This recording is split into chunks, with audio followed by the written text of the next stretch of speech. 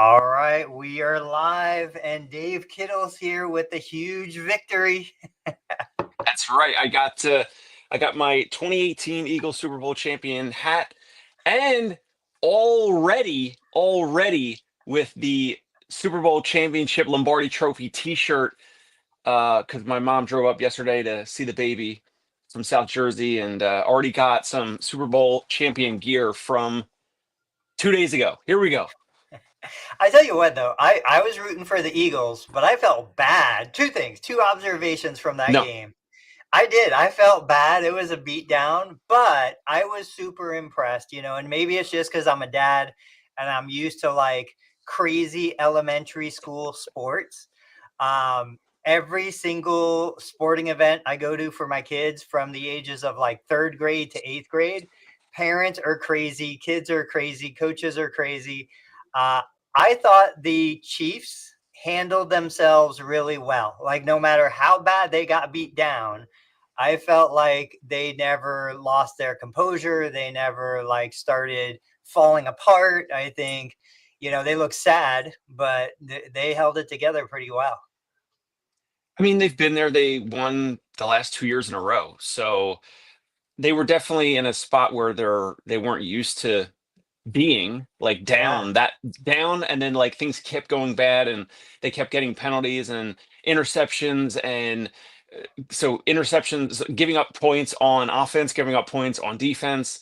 um yeah, but they're recently champions, right? So they hung in there, and they kind of fought back the way Tom Brady did with the Patriots, like in 20, I forget the year, they were down like 28-3 against the Falcons, the Patriots. And they came back and won the Super Bowl. So I think the Chiefs literally were thinking, it's not over yet. Like Yeah. we're still going to come back, and we're still going to create, some miracle moment. So they were fighting. So they were definitely resilient, I think, more than a lot of teams would have been. Absolutely. So we've got a bunch of stuff on the list for today. I've been sharing a bunch of posts. I shared a post about a premium walker versus standard walker. We had the Ray Dalio video we could talk about. I think you had a couple things. Where would you like to start? Maybe the Ray Dalio thing. Are you able to Yeah, share that video? You want to pull I that am. up and share that on the screen? Because you So tagged me on this on LinkedIn. yeah, and it was definitely a little tongue in cheek. Let me play it real quick. It's not very long. Markets, data comes in. Back it I up. computerized all of my decision making. I have artificial intelligence I know you do. decision making. Data comes in, criteria are specified, orders get placed, analysis is done. My decision making is Efficient. all programmed. Okay, so real quick, and for those who don't know, Ray Dalio, biggest hedge fund in the world, super successful. He's 70. I didn't realize that. I mean, he looks great. And so he was saying data comes in, everything is systemized, and then decisions are made. Pretty much all hands off. Now, you said something that I thought was really interesting. I think you talked about, could we create an AI based on our decision making algorithm that does something similar? Do you share that, or did somebody else say that? Yeah, no, that was me in the comments. And at the end of the maybe play like the last second or two, because he says something like that. You were saying that's how I am, which is like I'm a smart guy and I'm gonna make the decisions instead of like some AI or artificial or something. So All right, maybe here we go. just play the ending. Most people are still in, which is I'm a smart guy and I will make my decisions. Okay, we are So, still. so, Okay. so you tagged me, and no, I mean it makes sense. I actually, once the Super Bowl happened, just to tie that in, um, I don't know if you know this, but the quarterback for the Eagles, like we lost 2 years ago in the Super Bowl, Yeah. he's always poker face. Like we could be up, like we demolished the Commanders. We scored 50 points. Like people thought the Commanders were going to beat us in the NFC Championship game. We demolished the Commanders. He was poker face. Like he was demolishing the Chiefs, which were like now they're like the dynasty team, and we're demolishing them in the Super Bowl. And he just poker face. Like he doesn't get too high on success, and he doesn't get too low when 2 years ago he fumbles in the Super Bowl. The Chiefs pick the ball up, they run in for a touchdown. We lose the Super Bowl 2 years ago. Almost, I mean, for multiple reasons, but almost because of the quarterback, Jalen Hurts. And now he was still poker faced. He did not smile until after the game. And he's like hugging his wife and his family and all that. And so to tie the Ray Dalio thing in and to tie that into physical therapy and practice and physical therapy business and all marketing and all the practice management components is my takeaway from the Jalen Hurts and the Ray Dalio video is how can I right now be more systematic with the numbers and less emotional, right? So like I'm running Facebook ads, I'm running Google ads. I'm spending about anywhere from $500 to $1,000 a day right now, just on Google ads. So that is bonkers for most people. I'm trying to take the emotion out of it, and I'm looking at like I got 36 conversions through Google Ads last week because I just got the email this morning from Google. I don't know why they send it on a Tuesday morning, but so I'm trying to be less emotional or try to like take away the emotion. So when you sent me the Ray Dalio video, that was my initial takeaway. Then it's like the Super Bowl. I'm like, I got to tie in my Eagles. We just won the Super Bowl. Jalen Hurts is kind of the NFL equivalent of Ray Dalio in the financial world. And all these guys are successful. Ray Dalio had the biggest hedge fund ever, Bridgewater Associates. So it's like, how can we, as physical therapy, as PTOT, SLP practice owners, how can we take the emotion out of it? Like, especially with like investing money for a new program, a new device like SoftWave, maybe it's spending a lot more on Facebook ads, Google ads, all that. So that's my takeaway. And that's kind of like my focus of this week, which is I just want to continue to look at the numbers. I go into Google ads. I'm managing a lot of it now. I didn't manage it before. Now I'm managing it. I'm going in and I'm marking things as negative keywords. Like when someone's searching JAG physical therapy, I'll mark that as a negative keyword. So anyway, I'm doing a lot of that and I'm trying to just focus on the numbers, looking at the returns, who's coming in from those ads, how much did they spend in the first, week or two? How much are they going to spend potentially in the next several months or years and get, recouping that investment of the ad dollars. So that's a long-winded intro. I just wanted to weave in the Eagles and Jalen Hurts somehow. So hopefully that makes sense. No, I think first of all, you have to want to remove the emotion. I think most clinicians don't want to remove the emotion. I've shared publicly on here, I remove the emotion by getting fed up and getting felt like I'm taken advantage of. I get angry enough that it's not really removing the emotion, it's switching emotions to make those decisions. That's why I've said a million times, like therapists should not own physical therapy businesses. If I go and open a dry cleaning business, I have no emotional tie to it. I don't care if you get your cleaning done or not. It is completely separate from me. Therapists historically have been too emotional, but that's the difference between amateur and professional, right? I opened the show saying I was just at a 6th grade basketball game. The coach on the other team is screaming his head off. And at one point I cracked up laughing because he said, all right, everybody take a deep breath. You're the one that needs to take a deep breath. I'm like, this is 6th grade basketball. Who cares? We have an expectation of professionalism in patient care. I think we need to bring that into business ownership. If the patient says that's too expensive, that's okay. If the patient says, I don't want it, that's okay. This is the price. And I was thinking on the way in today, Craig Lee is here. Remember that video that Craig and Steven sent us? Craig was nice enough. He sent me a message somewhere, Facebook or LinkedIn, I forget where. And he said, congrats to the Eagles. He's a big Kansas City Chiefs fan. So shout out to Craig. Thank you. And Craig, if you missed it, I said I was totally blown away that the Chiefs never lost their composure as far as I could see. Like no matter how bad it got, no matter how frustrating it got, how many sacks, like they held it together and they kept pushing and they kept trying. That's amazing. I think that's a huge testament. I think it's harder because they won the last two to keep that composure now when you're losing the way they did. That being said, I was thinking on the way into work this morning, I was like, I heard another therapist, I think it was yesterday or the day before, say that he could raise his prices, double or triple the prices, but then clients would probably buy one, but then not buy follow-up, not buy the plan of care. And I was like, I don't see the problem. What is that? What that's telling me is you as a therapist would rather make less money and do more work because it's more important that you deliver more services even when you're losing money than identify what the client clearly sees as the highest value, which is the initial evaluation, establishing the plan of care. Instead of selling that for 500, you'd rather sell 18 visits for 150. Like, that's just mind-boggling to me. But that's a great example of somebody who's so passionate, wants so badly to just treat. They don't care if they're treating out of their own pocket. They don't care if they're taking money out of their kids' piggy bank in order to treat patients. That's what's more important to them.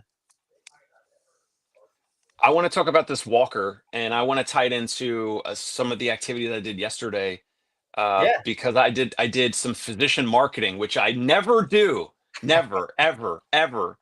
And I got some, invites in months ago, so a couple of these concierge practices. But tell the audience about this walker, because it looks ultra sleek. I've never seen it before. I'm surprised actually that I haven't seen it Yeah, since I'm surprised too. we're in this. I've seen that there's the other one. I forget the name. It's red.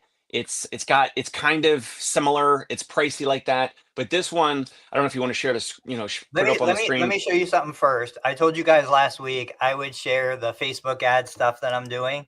Oh wait, that's not what I want. Very different from Dave's experience so far. So this is a video ad running on Facebook. I don't understand how you even can spend that much money on your ads.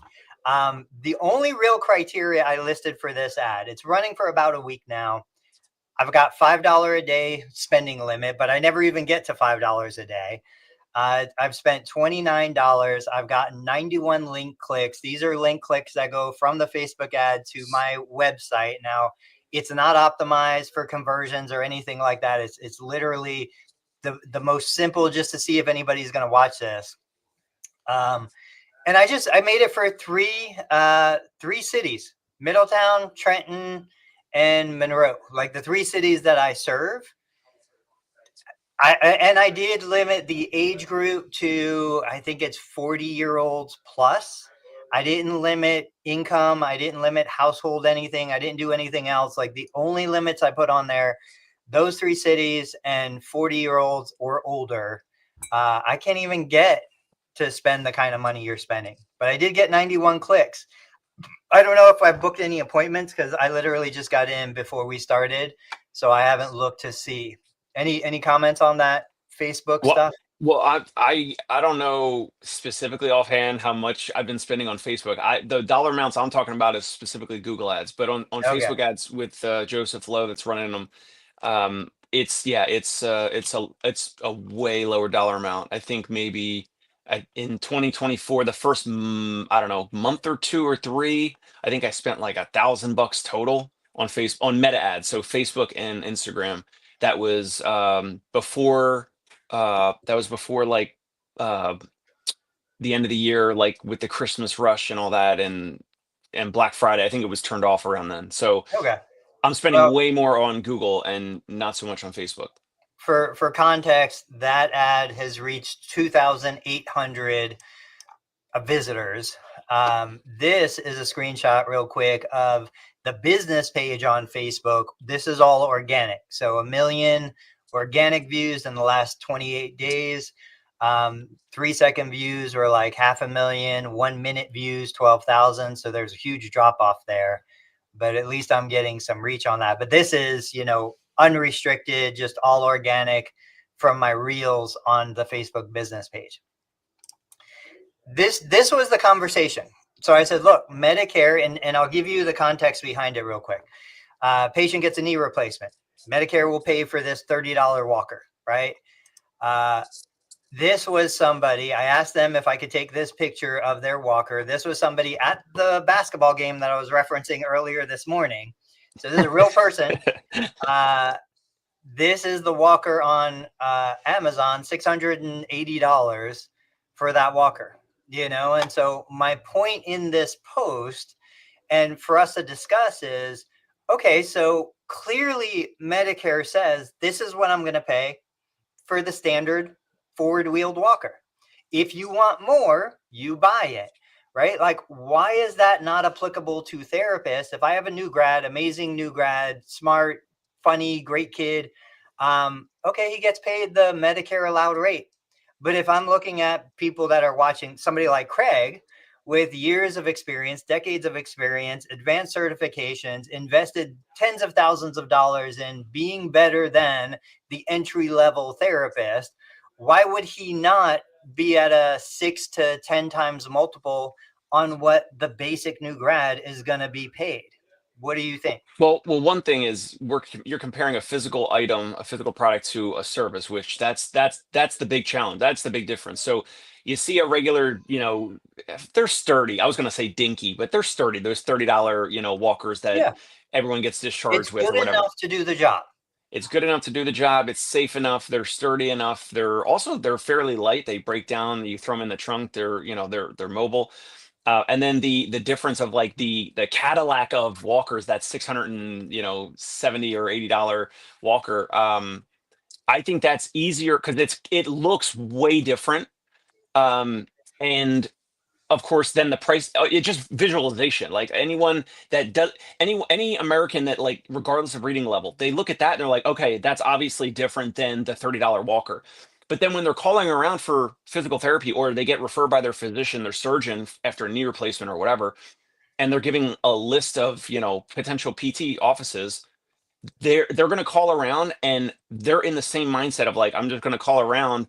And the only way, at least in my opinion, for New York City, I can't speak about any other metro, but the only difference is when people call around, the only difference is the phone call. And that's why we've stressed so much about the phone call on the front end, because that is how you differentiate. Because otherwise, a lot of consumers will call around and they don't know that there is a big, spectrum of someone who is going to be a new grad who takes their Medicare and is their first knee replacement patient ever, versus Craig or you or me, and we've done it for years or decades, and that's when they'll be willing to pay out of pocket. I think comparing a physical product to a service, I think that's the big challenge.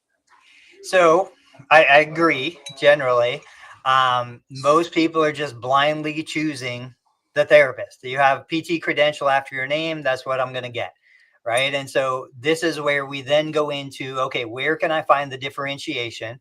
And I'm still blown away by how many therapists refuse to get on video, refuse to talk to people, refuse to get out there. They want to be paid a premium rate, and they refuse to let people know why they deserve to be paid a premium rate. I think we've got an easy barrier to entry in that. So we know dry needling is not covered by any insurance policy, primarily not covered by Medicare, Blue Cross, most of the popular plans. So that would be a situation where you say, okay, the physical therapy, commodity physical therapy is covered by insurance. If you want dry needling, it's an $80 upcharge. If you want musculoskeletal ultrasound, it's an $80 upcharge. But I really think you could get to the point where if you did it properly, and I've been thinking about this a lot. So if I have somebody who has their OCS, now I don't have my OCS. I don't know what you gain by getting your OCS, but I'm going to assume you gain something. There's something tangible in there that you gain. Why would you give that away for the minimum rate of the minimum standard of care? If a therapist with two letters after his name can do straight leg raise for the Medicare compensation and satisfy the requirement, but you did the OCS, there's got to be some differentiation there. And if you can tease that apart and you say, I can do this, but it's not covered by insurance. If you only want what insurance pays, this is what you're going to get. I think the majority of people will take what the insurance pays, which is totally fine. I think that would drive therapists crazy because they invested thousands of dollars and years of their life to be certified through OCS. And they're going to find people who don't want it, who don't care about it. But that's just like me. Like, I don't care about a new car. You could offer me a much more expensive, nicer, newer car. I don't value it. I don't care about it. It's not going to do anything. I want 4 wheels and a gas tank that gets me to work. That's all I care about. That's it. It depends on the actual decision maker. So the patient, if they They just want fairly straightforward, like low frills, Good like enough. Good enough. good enough physical therapy. That's totally fine. There's nothing wrong with it. My parents have tried. I think my mom tried a few out of pocket home therapy visits because I knew someone through one of these Facebook groups or whatever, and I was like, oh, let's get you set up with my mom. But then she also, I think maybe had one or two home Medicare Part B visits, and then also has gone and done a ton of outpatient Medicare Part B visits. So you're right. There's a ton of consumers out there. They're okay with just good enough. I think it's when you dig in and find out with some of those consumers, some of those patients, if they have more intense or bigger goals. They want to go travel Europe. They want to go do an Ironman or whatever the scaled down equivalent. Like they want to go do a 5K in the future. They want to go and do things that are more advanced. That's where those more advanced physical therapists come in, and that's when they pay the bill. That the consumer pays that difference because they're they're focused on bigger things. Not they don't want just good enough. They want like the extra attention, the accountability. They want texting the therapist or emailing them in between visits. They want a remote therapy plan, maybe. So it's a different offering, and there's different offerings for different consumers. I want to show you guys. I totally agree. That's why there's people who drive a Mercedes or a Ferrari, and there's me. Let me find the better. Okay. So clips from last night's the other day's Super Bowl. Let me unmute it real quick. And right up the middle for a touchdown, Saquon Barkley. The confetti just fell. You won the Super Bowl. I never lost faith. I kept pushing. I kept working. Look at what he's all using. The reason why I'm able to have the year. Look I at had the this year. footage. He's got the new fit, the new beat by new fit. At the end of the day, we're holding up the trophy. Do you know where and that right up the middle for a touchdown, Saquon Barkley. Dave, do you know where that's coming from? The video is from NewFit, from Newbie. Yeah, but we know Apex physical therapy, and apparently I'm just going by the videos that I've worked with. I can't hear you over the music. There we go. From the videos that I'm seeing, she worked with him either directly or he was part of the, he went to Apex for physical therapy for his rehab. I know for sure. I saw a video of Saquon Barkley with the dude Garrett, the CEO of NewFit. I don't know if he was at Apex, if Saquon Barkley was at Apex, maybe. But I'm seeing more of this, by the way, which is companies and practices using video of a professional athlete or someone that has notoriety with some type of a modality or whatever. And they're taking a clip of that on the front end of the video for the hook and for attention. And then they edit their own practice people, their own therapists, their own, brick and mortar or whatever into the video. They're creating their own new video. I don't know. Like, I guess there's no rights to some of this stuff. And I guess it's maybe borderline, free rights with some of the video sharing. I guess maybe if you tag Newbie and NewFit, then it's okay. I don't know. Yeah, I don't know. I'm sure it's done properly, and I can tell you from my experience across social platforms, there's like green screen things that you can do within the app that allows you to make that kind of sharing happen. But Softwave, same thing. Softwave is out there. We've got Softwave in the clinic. We've got NewFit in the clinic. The reason why I'm not going with like this cheap generic $1,000 machine on Amazon is because of this, because I want the name recognition, the association. This was a webinar they did talking to Heather Linden, and she was talking about her work with the UFC. Like I then can piggyback on that notoriety to build and grow my reputation. And the whole idea, back to what we were saying, is there's ways that you can do this. But if you're not going to put the content out there, if you're not going to invest in the messaging and the communication, nobody is ever going to know what makes you different. So this is where I think we can easily say, hey, yeah, base physical therapy is a commodity at this point. But if you want something better, you want something more, you want to try something different. And that's why I'm tailoring my marketing message to people who are frustrated, who have already done physical therapy somewhere else, who didn't get the results that they need. They've already gone through insurance. They've already, had the surgery, and they're left with no alternative. Now I'm an option. That's the person that I want to talk to. That's the person that I want to target my message to. Yeah, and I've seen some content from Dr. Matt Taduro at Softwave, and he's treated Larry David, the guy that, him and Jerry Seinfeld made the show Seinfeld, and then Larry David in Curb Your Enthusiasm.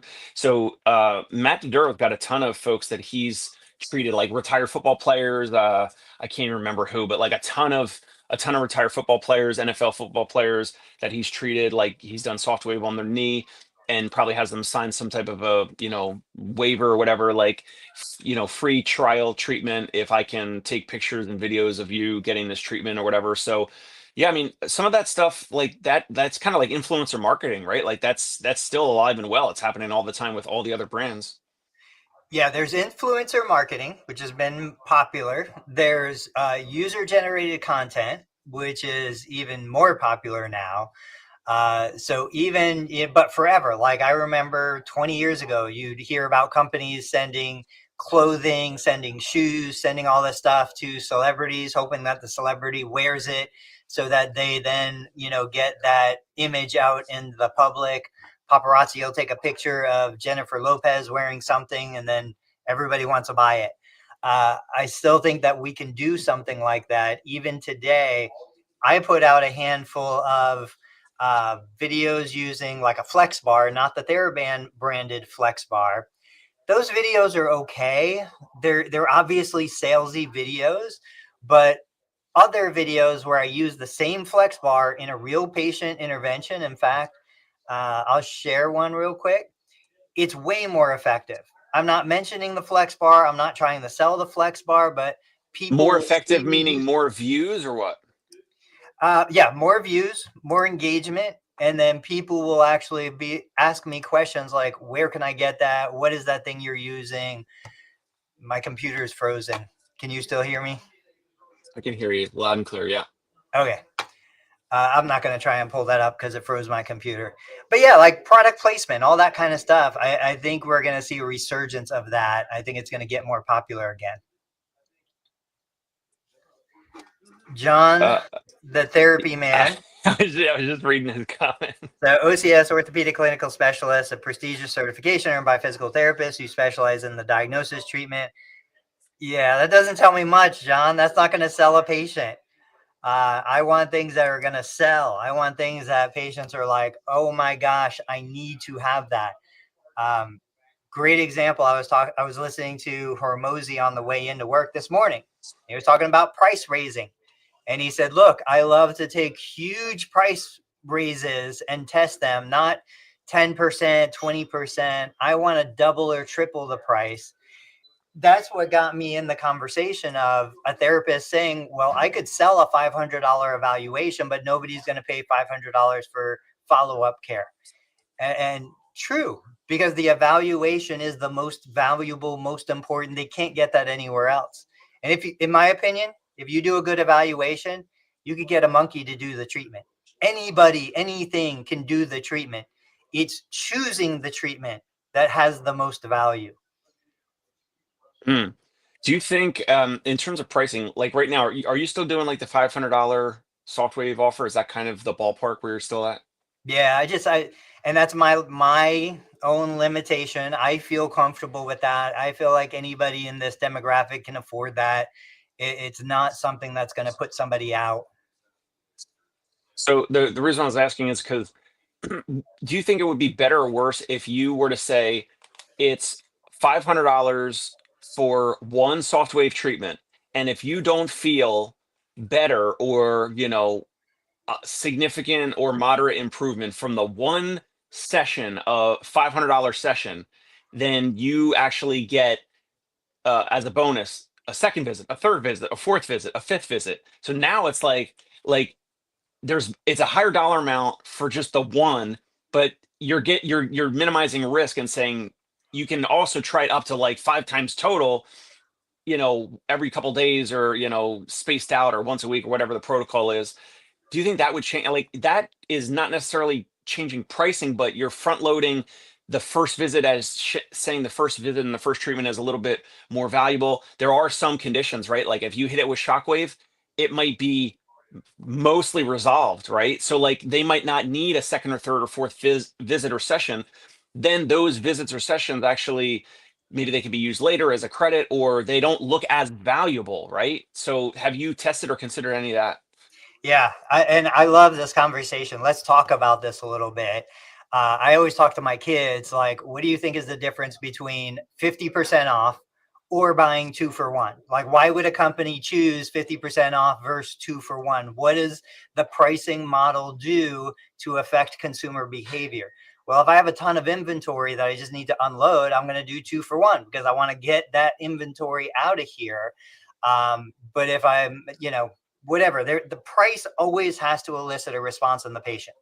We don't sell just the Shockwave or just the Nubie or just this or just that. Everything is layered on top of a plan of care.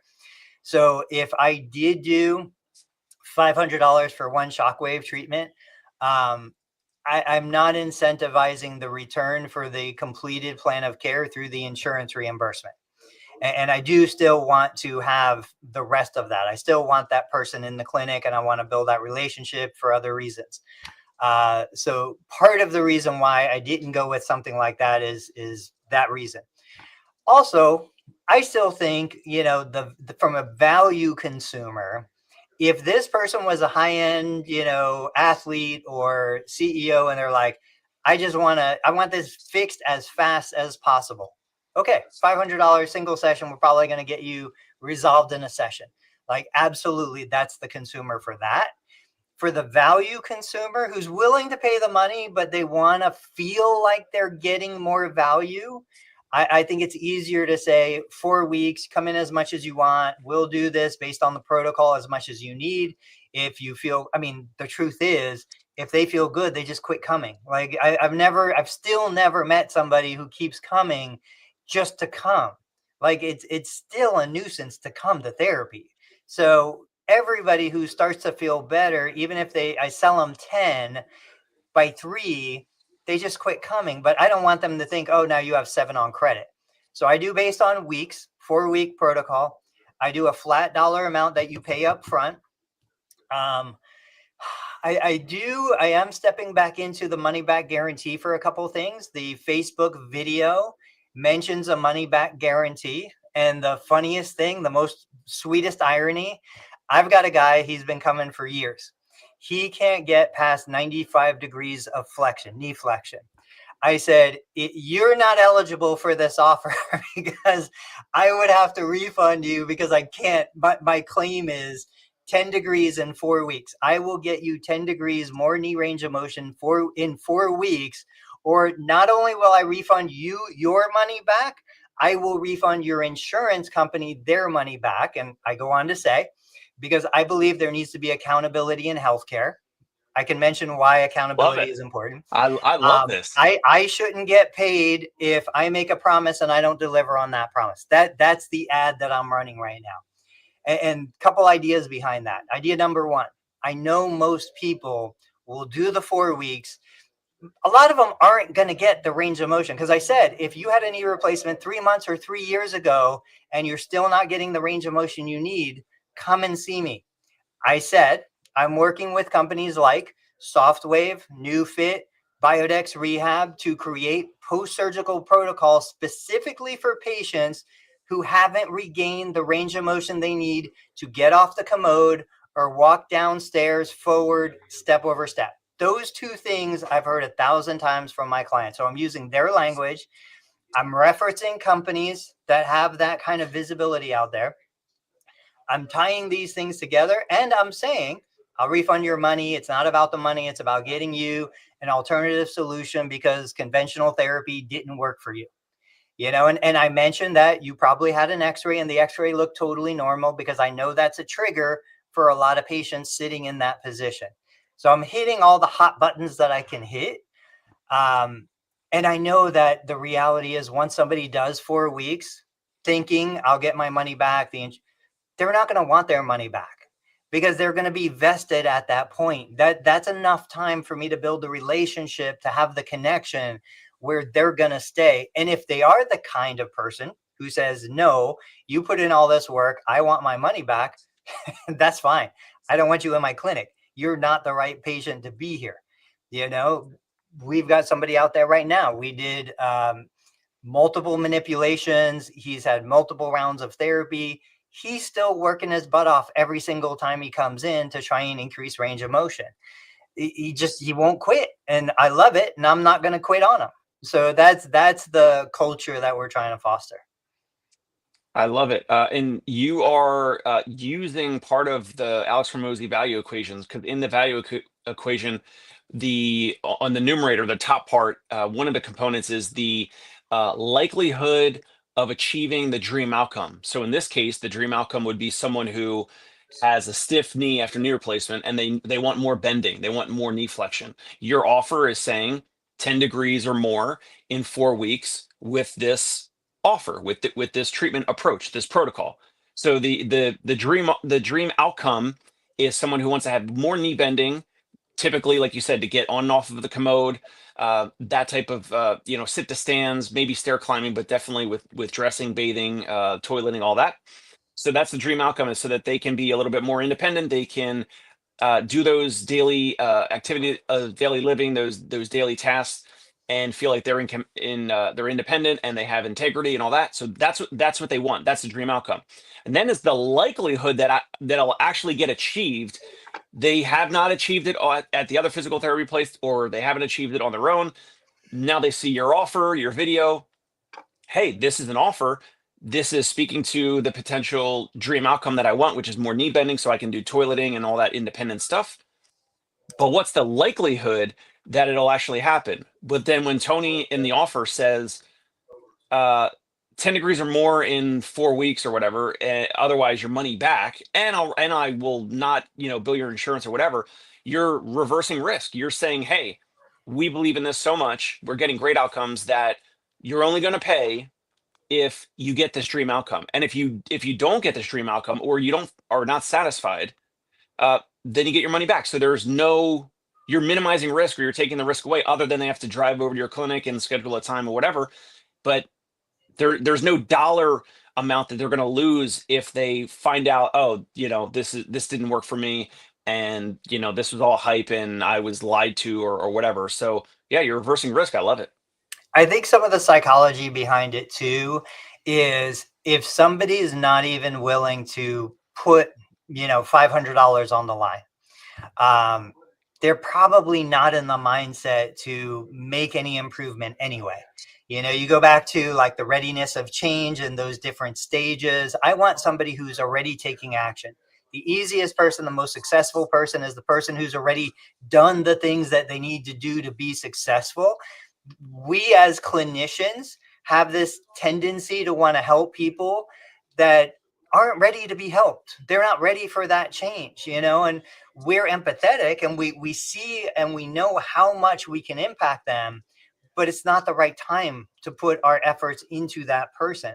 It's like, if I want somebody who's already working out and now come to me and I can help you work out better. I can't take somebody who despises exercise and turn them into somebody who's going to be passionate about exercise. This was an interesting one. Scott asked me about Goni. So I had I had spoken to, I think it's Shayla Rooney years ago. She sent me one of their devices. I love the idea. I love, I was doing something very similar. I had created something similar. And I think the mechanics of the device, awesome. I have a hard time following other people's protocols. That's even in the kitchen. Even if I have a guaranteed recipe that I know works, I'm going to make it your own. You're going to it's just a little more salt, a little less sauce. You're going to do your own thing. So like this, they have a very established protocol. They wanted me to follow their protocol. I cannot bring myself to follow their protocol. So I said, hey, this isn't going to work out. I think you guys are doing great. I wish you the best of luck. There are a couple things, that just didn't fit for me, but I think they're amazing. I think there's 2 women involved in it. I'm fully supportive of what they're doing, and I love it. But yeah, I've known of them for a long time. Big claims, hot button, dream outcomes. Yeah, so like the psychology is, I even at one point in the video, I pop up a screenshot that said 25% of individuals, clinical research suggests 25% of patients who had a total knee replacement are not satisfied with the outcome.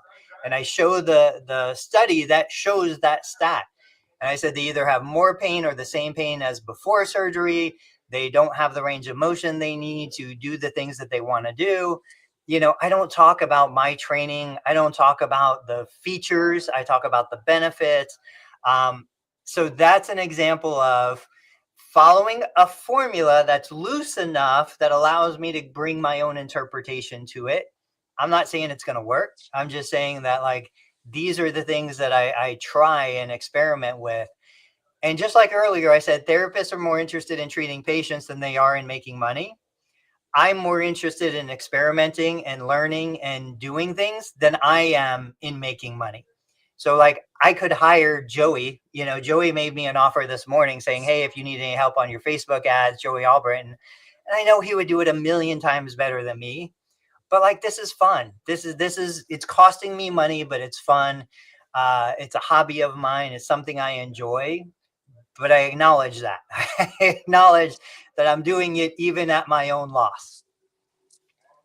What's Joey's offer? He's going to run them for free so that he can say he's running ads for Tony Maritato, or you're going to the whole sign up thing? We've been friends forever. He, with rehab CEOs and all that stuff. I think he just hates to see me floundering out there and making mistakes that waste money. But that's why I'm saying I just like doing it. I enjoy the learning process and the experimentation of doing it. Plus, I feel I do my own plumbing, I do mow my own grass. I still do a lot of things that I probably should hire out just because I'm what else would I do? I'd be sitting in a chair. I don't want to treat patients more. I treat enough patients. I'm in the clinic treating patients today. So this is my hobby. So really quick, I want to go back to what you're saying about the data, the 25% of patients that are not satisfied after knee replacement. So when you put that up, or if you speak to that in an ad or a post or any type of video, the folks that are still having aches and pains, maybe they're having some, patellar pain or that fibular pain on the side of the leg after knee replacement, whatever it is, when they're seeing that ad, they're seeing you talk about that, or that you're putting some screenshot of a research article up or whatever on the ad or the video. And you just said something great, which is you're focusing more on that and not so much about your, your continuing education courses, your number of years treating and this and that. People gravitate to you speaking about their situation, to them, so that someone sees that and they're that sounds like me.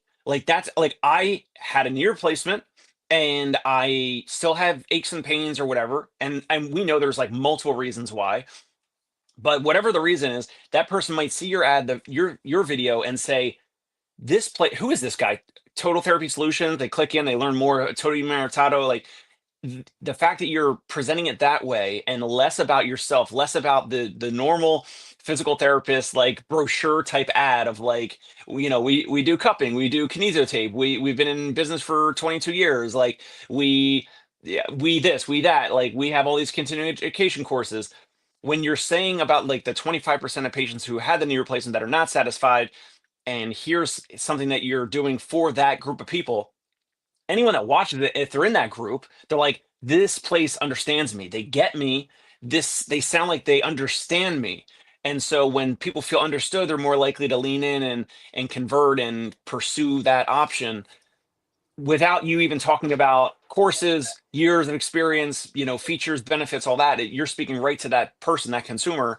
And those are the things that get, ad clicks and video clicks and all that, and then convert into patients that want to pay out of pocket.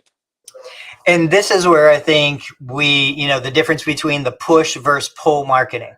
Push marketing, I'm going to convince you why you need to come see me. I'm the best. Pull is people are out there looking for answers, looking for solutions. They come across content. They either agree with it or disagree with it. It makes no difference to the content producer. And so, yeah, I want people that are already sold. I don't want to sell you. I don't want to convert you. I'm not at the volume that I need to have that hard sale. I have to see a fraction of a percent of the amount of people that want to see me to have the revenue I need to run a profitable business.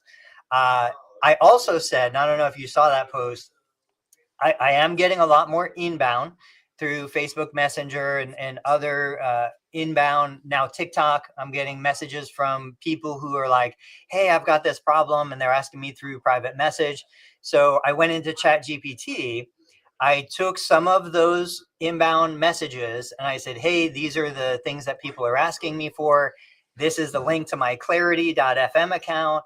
Can you create a response that's generic enough that allows me to send this to just about anybody who's messaging me? And so that's what ChatGPT did. And now I get a inbound that says, hey, I've had a manipulation under anesthesia and I'm 6 months post-op and I don't know what to do. Copy paste, here you go. And now I'm starting to book those paid calls again because people are willing to pay, because it's a 15-minute investment, $100 or $125, whatever it is. But it gives them that peace of mind. It gives them the answer and access to somebody who can, I'm just giving you information and they're willing to pay, even though the information is free everywhere all over the internet. But you understand it because you put out a ton of knee and total knee replacement type videos. Go ahead. You're doing unboxing. What is this? Yeah, we're going to do an unboxing right now. So this was one of the inbound from TikTok, but it was from a product company. These guys, this is like a glove that has some sort of heating or cryotherapy. You can warm it or you can cool it, and then you put it over like an arthritic hand. So with Soft Wave, I've been doing some trigger finger issues, but my kids are like toward the end of basketball season. Everybody is jamming fingers. With NeuFit, you can put their bucket in a bucket of water with the electrode, and you zap their whole hand. So I'm doing it for a bunch of sprained fingers, jammed fingers. This was something that I wanted to play around with too, so they sent me the free sample. I'll do a video. The thing's pretty cool. Feels thick.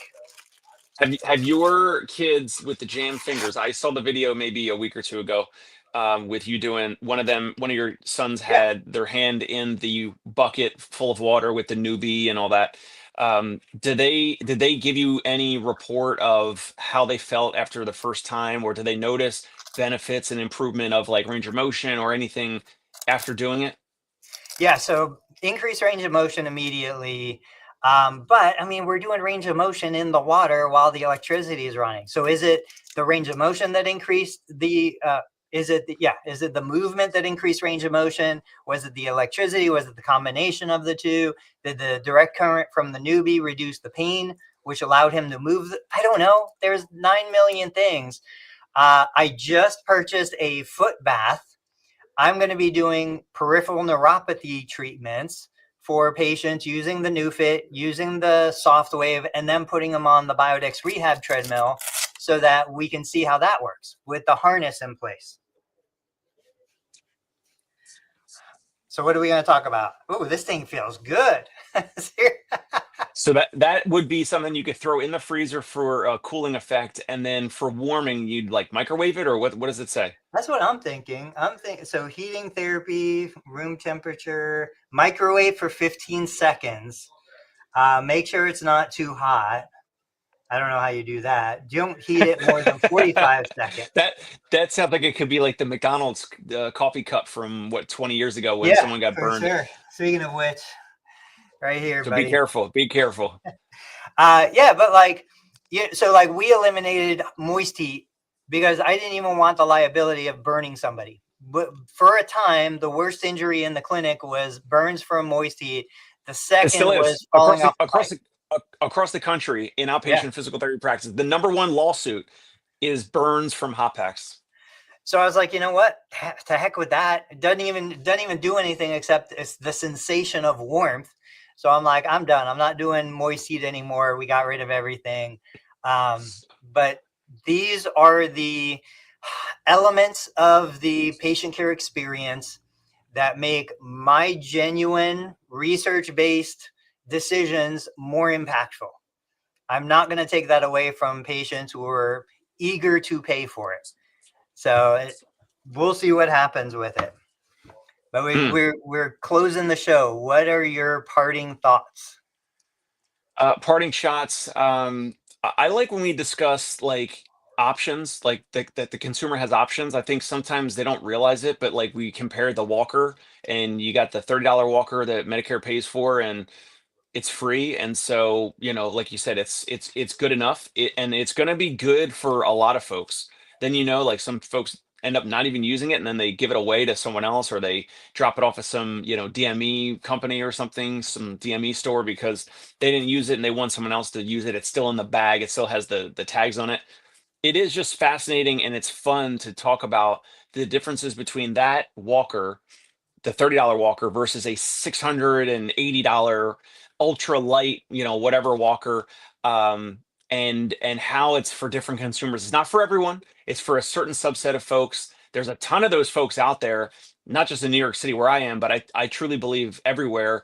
They just have to be given a reason why something is more dollars. They have to be given a reason why a service is more than the standard, than just the average. Otherwise, most consumers are going to default to whatever the product or the service is just good enough. So whether it's the $30 walker or it's the Medicare covered physical therapy, most people are going to just default to, oh, just good enough, unless they feel understood by you, unless they call around and they call 5 places and you have the only phone call experience that stands out, where they say, wow, they get me, they understand me, and wow, that sounds different. And they were asking me about my goals and this and that, and they didn't rush me off the phone. That is how people end up spending a lot more time and money with us. And I just hope more and more people can do the same across the country, other therapists, other practice owners. Yeah, I was thinking you triggered this memory for me. You and everybody here, you hear about therapists who are like, okay, well, I'm going to do the highest value service, which is the evaluation, the plan of care. And then I'm going to delegate out to a personal trainer if the patient doesn't want to pay the rate that they would need to pay for me to deliver service. Pretty typical scenario, right? I'm asking. No, I don't think that's a normal scenario. What do you mean? Or you meaning it could be, or that's what we do, or that's what a lot of practices do? That's what I thought a lot of therapists, or okay, maybe more conventional would be the therapist does a plan of care, then discharges, and then the patient goes to a personal trainer, because a personal trainer is going to do the continuity and it's less expensive. Is that more reasonable? Yes, I agree. Yes. Okay. Let's revive that model, but do it in a way where if I was going to charge a $500 evaluation fee, which I think is totally reasonable, and the patient says, I can afford that one time, I can't afford that for 12 sessions because that's a plan of care, why wouldn't I just create a relationship with another in-network therapist, somebody at the hospital, somebody across the street at NovaCare, and be like, okay, I will do this evaluation. I will develop the plan of care. I've got a relationship with this person just down the road, across the street. They're going to do the follow-up care. Instead of referring out to a personal trainer or a yoga instructor or Pilates or anything else, refer to another therapist, a therapist that will just do what insurance pays them to do, not anything more, a therapist that's good enough to execute on the plan of care. Now, the conflict is going to be that therapist is a professional. I'm a professional. They might not want to follow my plan of care. That's why I said you just have to build a relationship. Like if you and I had a mutual patient we have enough respect for each other that would be like, yeah, we can do that. No problem. You know, what do you want us to do, Dave? We're going to carry it out for you. You would do the $500 evaluation plan of care. I would be obligated to do a second eval through insurance, but now all of my follow-up visits are billable to insurance, you know, and this is the marriage, I think, within the profession that allows more advanced, more knowledgeable, more skillful therapists to elevate their fees, their rates, their income, operate at the highest level they can, but then still allow the client to utilize the insurance premiums and coverage that they've paid for. I mean, I do a ton of referrals to like Fox Rehab and Luna. Like someone calls in, they're looking to use their their Medicare Advantage plan or whatever. But I just do like I just refer them on, but I don't have any relationship with like those therapists. Like I don't know any of them by name or anything, and they're not going to care about my notes and my evaluation. Like you're right. Like we might. Or we don't even do the evaluation in some cases. Like we're literally sending them somewhere else because they're just not the right fit. I think there's some barriers there. Like that just takes my extra time maybe to do that handoff. I don't know, but I'm sure at the end of the day, like it makes sense to refer folks to whatever would be the best option for them that they're actually seeking, whether it's they want to pay more out of pocket with some cash practice, or they're looking for the the covered service. And yeah, I mean, the thing is I think it's not always done if you're a cash out of network practice owner, because we're going to refer places to in-network, let's say like an in-network physical therapy practice buddy nearby. We don't ever get referrals from them because they have the in-network covered service, just good enough type patient, and they're never going to refer towards the more premium option. Otherwise, they would just do the premium option, right? Does that make sense? Yeah, but I think it is to your benefit to have that as an option, to have the ability to say, hey, come to me. I'm the expert. I'll do the evaluation, develop the plan of care, establish everything, and then to help you save a little bit on the back end and utilize the services you've paid for. You've paid insurance premiums. You've worked a career. You've paid into the Medicare system. I'm going to recommend you go to these therapists for the follow-up care. Totally reasonable, totally acceptable, totally compliant. I just think it opens the door to somebody who wants to be just cash pay. Plus, it gets around a lot of other regulations and compliance issues that people don't often discuss. I want it to be on their radar. It is possible to work together with other in-network physical therapists in a way that benefit you, the patient, and the other therapist. All right. Jeremy jumped on. Wish I could get my friends to refer to concierge. I just think they just can't fathom somebody paying that kind of money to do what they can already do. You know, it's just, but it's easier for you to refer to them. That's the thing. What there's one Alex Hormozi joke about referring friends. Alex Hormozi would say, yeah, like you must not like, you hate your friends. Like it sounds like you don't like your friends because you don't like, everyone else refers to their friends here, and it seems like you don't refer your friends here, so you must hate your friends, right? Like, but you have to have rapport with that patient, that client. You have to say it in a joking way, and I think Jeremy absolutely could do it. I'm sure he can. All right, guys, we are done. Come back and see us Thursday, 8:30 a.m. Go check out the Dave Kittle Show. Subscribe. Check out Learn Medicare Billing and PT Pintcast. We will catch you guys, and go Eagles Birds. Super Bowl champions. Unbelievable. We'll see you.